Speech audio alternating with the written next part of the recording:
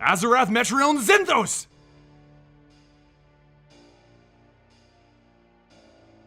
Welcome to Origins. We go over the origins of your favorite superheroes and villains. Everyone knows of Raven from the Teen Titans, but with her dark and moody nature, one can't help but question, who is she? This is from Teen Titans issue number 20. Trigon is her father, and he's set on a dark throne in dozens of dark kingdoms. He would sit there watching souls beg for mercy from him, but he eventually grew tired of enslaving worlds and devouring all of the afterlife. In an attempt to bring enjoyment back into his life, he chose to slaughter innocents and rain unspeakable pain onto them. But he found inciting terror too easy and ruling to be too boring. So instead, he decided to begin using the tools of deception and seduction. Trigon would father many sons through this method until eventually he fathered a daughter of his own, Raven. While he killed most of his spawn, he chose to let Raven live, not for any compassion because he lacked that, but because he chose to teach her the antithesis of destruction. He wanted her to learn about creation and to know love, to learn the one thing that he was incapable of passing on to her, and then change the 7 underrealms into her image.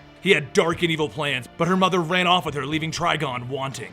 He wouldn't learn where Raven had gone for many years, and where they ended up going was an entire universe dedicated to peace. By the time Trigon found her, the monks of this world had put out the flames of rage within her. But in Raven's youth, she knew knowledge was power, and she learned everything that she could from them. And as Trigon grew closer, she wished to not risk their lives, and she fled from this world. She fled to Earth, where she ran into the Phantom Stranger. It was a part of the Phantom Stranger's own plan, to put someone inside of Trigon's army, someone with a small amount of good in her, in an attempt to raise a rebellion against him. But Trigon knew Raven had his blood and his dark heart. He didn't need to control her, only to liberate her dark heart from the place of good that it had been placed. Time passes differently in Trigon's realm, and while Earth only saw her leave for a week, it was much longer than that. Trigon kept her at his side at all times, allowing her to feed her bloodlust on his destruction.